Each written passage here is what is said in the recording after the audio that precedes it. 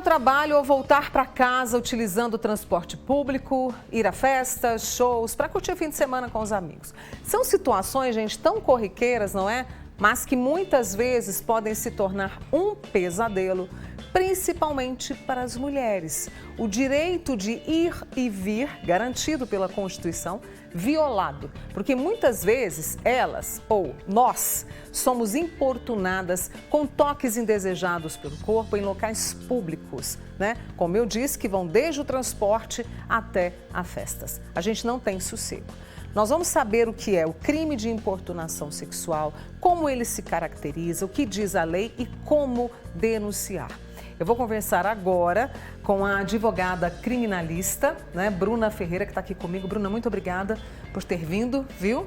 E discutir um tema tão atual, porque os registros de casos a gente vê no país inteiro. Então vamos começar pelo básico. O que caracteriza a importunação sexual segundo a lei? Bom dia, Mônica. Bom dia a todos os telespectadores. Primeiro ponto, a gente tem que entender o que é, né, importunação sexual. Então, eu gosto de falar assim que começou esse crime, né, veio aqui para o Brasil em 2018. Então, é algo ainda recente, né? E veio por essa questão do metrô. Então, por exemplo, a masturbação no metrô, mostrar o órgão genital ali, as encoxadas, né, apalpar nas partes íntimas do corpo da mulher. Então, veio isso. Então, a importunação sexual é nesse sentido. Praticar sem a anuência da vítima, ou seja, sem a concordância, a vítima não quer, para ali satisfazer desejos sexuais, tanto próprio quanto de terceiros, né? Satisfazer a lascívia que a gente fala, né? Então veio geralmente assim, o autor geralmente é o homem, fazendo ali a masturbação em metrô, apalpar, as encoxadas na mulher, né? Porque isso do metrô veio mesmo no metrô, mas veio tanto em questões de shows, em casa noturna, veio em ônibus também. Então isso é uma situação complicada, porque a gente sempre vê no dia a dia. E aí fica todo mundo assim, o que eu vou fazer agora, né? É isso que a gente tem que trabalhar nesse sentido. E o que fazer? Nós tivemos casos na região, no país, de mulheres que conseguiram filmar. Isso é uma prova? O que eu devo fazer? Fui pega de surpresa ali, o que eu devo fazer? Chamar a polícia?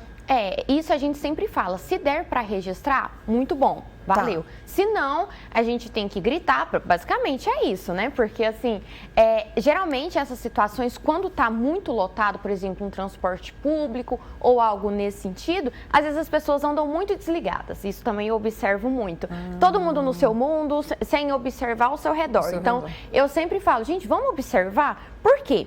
Esse crime, por exemplo, de importunação sexual se dá muito em ambiente lotado. Então, a gente também tem que pensar, o que é um esbarrão, porque tá um ambiente lotado, ou o que é aquela coisa que já tá um crime mesmo, né? Então, a gente também sempre tem que pensar. Geralmente, quando já é a importunação sexual, já é algo muito claro, muito evidente, que realmente uma pessoa que tá fazendo isso de propósito, tá fazendo isso para satisfazer, sim, a sua lascívia ou a de terceiro. Então, filma, grita, tenta ali conter, e quando eu falo conter, não quer dizer que a população vai ali agredir a pessoa, porque também não dá pra gente fazer justiça com as próprias mãos. Certo. Também são coisas diferentes. Por mais que gera repulsa, raiva, né? Mas não dá ali pra gente bater na pessoa ou algo do tipo. E aí chama, sim, a polícia militar para conter aquele indivíduo e aí registrar o boletim de ocorrência, que é muito importante. E aí tem flagrante? Sim, aí nesse caso é flagrante. É flagrante. E quando, de repente, a mulher grita, os amigos já começam a perceber que tem alguma coisa errada,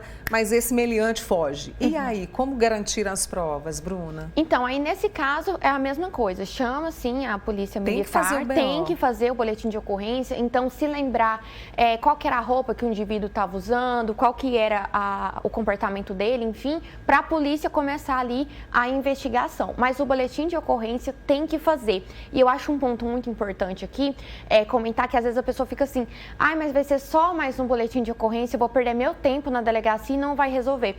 Se a gente ter esse pensamento, a gente não vai progredir. Por quê? A gente precisa sempre de quê? De políticas públicas. A gente precisa mapear dados. Então, a segurança pública precisa de mapear dados até para entender quais vão ser as ações ali de prevenção e de combate, porque isso é essencial. Como que a polícia, por exemplo, vai fazer ali uma ação voltada para a importunação sexual se não tiver dados? se não saber qual que é a região que tem mais índice, qual que é a raça, gênero, toda essa Todas questão essas informações, né? precisa sim do boletim de ocorrência. E isso ajuda até a diminuir, porque assim, a maioria das vezes, né, me corrija se eu estiver errado, mas a mulher sempre leva a culpa. Ah, estava com shortinho, ah, estava de cropped, ah, estava isso, estava aquilo. Isso também pode diminuir essa culpabilização da vítima? Então, esses comportamentos, essas falas, né? Ai, mas tava com assim. essa roupa, tava pedindo, né? Isso são falas por quê? Porque ainda a sociedade é machista, é misógina, ela vê o corpo ali da mulher como uma forma de mesmo de objetificação do corpo feminino, né? Sim. Então, esse comportamento, ele precisa acabar. Então, a gente fala que vai ser com avanços legislativos e mudanças de comportamento e paradigmas. Então, eu acho assim que as novas gerações têm papel importante para a gente começar a dar uma oxigenada na nossa mente, né? De falar assim, ah, esse comportamento já não é mais legal. Então, quando a gente vai, por exemplo, numa delegacia, a gente sempre fala para não ter essa revitimização. O que é revitimização? Para não deixar a mulher constrangida e ter esse tipo de comentário, né? Porque além de hoje ser um crime da lei de abuso de autoridade, né? Isso também é completamente deselegante, né? Porque assim, a desrespeitoso, roupa... né? Exatamente. Desrespeitoso. Porque a roupa ela não vai definir. A mulher ela pode usar o que ela quiser, enfim. Porque o homem, se ele estiver sem camisa, ninguém vai questionar isso, né? Então, essa questão ela tem que ser questionada sempre e cabe a nós também pensarmos e mudarmos os nossos paradigmas de pensamento. Então, se o seu amigo ali tem um comentário assim que não é legal, você fala, mas peraí, né? Vamos começar a refletir sobre esses comentários também. Na lei de crime, né, no crime de importunação sexual, são os atos ou as palavras, né? Por exemplo, aqueles elogios, elogio não, né? Aquelas palavras de baixo calão, vamos dizer assim, no popular. Isso está previsto também, Bruna, ou não? Sim, por exemplo, quando a gente tem, por exemplo, o hábito ali de passar em frente a uma construção e ouvir assobios, comentários de gatinha, esses comentários também tá tudo classificado aí como importunação sexual. Então, a importunação sexual não é somente por exemplo, a masturbação, a encoxado, são comentários invasivos. Então, eu sempre falo assim, às vezes a gente entra ali num pensamento de, ai, hoje não pode fazer mais nada, hoje tudo é mimimi. Peraí, será que é assim mesmo?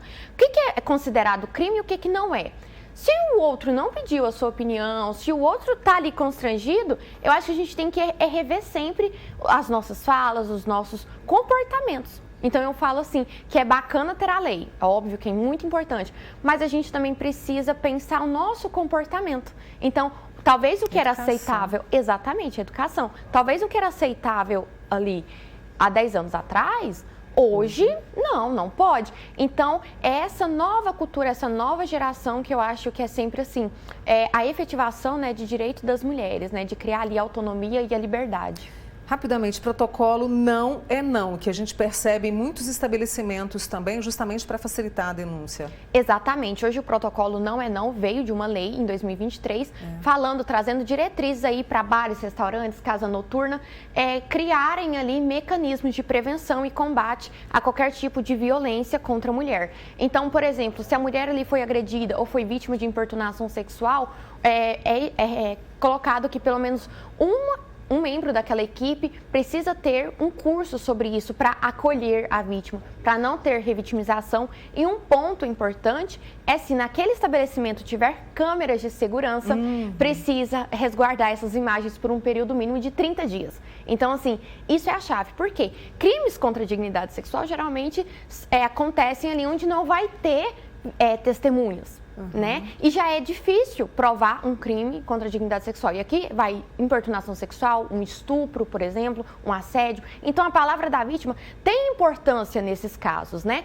Então, quando fala assim que aquele estabelecimento precisa resguardar ali as imagens por um período de 30 dias, isso é sensacional. Então, realmente são avanços legislativos que nós temos e que precisamos ter a conscientização, não somente para a mulher, para saber o que ela precisa o que precisa fazer, né, se for vítima desse crime, mas também para os empresários, para entenderem também que eles têm responsabilidade, né? Então, tudo que acontece ali naquele ambiente, ele tem responsabilidade, sim, tanto eventual ali para resguardar provas, como também possível caso de indenização, caso não tenha esse dever de cuidado, caso não tenha essa questão de zelo com provas e tudo mais.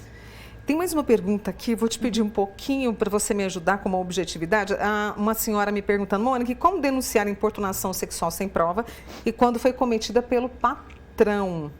E a única testemunha é outro homem. Aí a gente está falando de importunação ou assédio? Então, porque uma das características aí a gente precisa definir. Quando tem essa questão de hierarquia, é assédio. Né? Então, por exemplo, o assédio sexual, a diferença entre assédio sexual e importunação sexual está nessa hierarquia. Então, por exemplo, chefe, funcionário, professor e aluno. Então, tem que verificar se isso é assédio ou a importunação sexual e não precisa, por exemplo, ter a efetivação, a consumação. Né? Então, por exemplo, o chefe está dando em cima de mim e ali teve a efetivação. Não, a partir do momento que já fala, já está consumado, tá? Então, a gente precisa verificar e aí é o mesmo procedimento. Boletim de ocorrência, se for numa questão trabalhista também, dá para entrar na Justiça do Trabalho, aí entra também indenização, coisas nesse sentido. Mas o primeiro ponto é sempre isso, observar quais são as provas e o boletim de ocorrência. O importante, justamente como a Bruna diz, é denunciar, procurar as autoridades para que a gente, né, dê um basta nesse tipo de situação, porque a gente precisa ter o direito de ir e vir com sossego. As mulheres, né, estão passando por situações muito complicadas. Obrigada, viu, Bruna? Conto sempre com você, viu? Ai, muito obrigada pelo convite, pessoal. Imagina. Bruna Ferreira, advogada criminalista, com a gente aqui hoje no Manhã Total, esclarecendo mais. E obrigada aí pela sua participação também. Junto com a Bruna, eu vou para o intervalo já.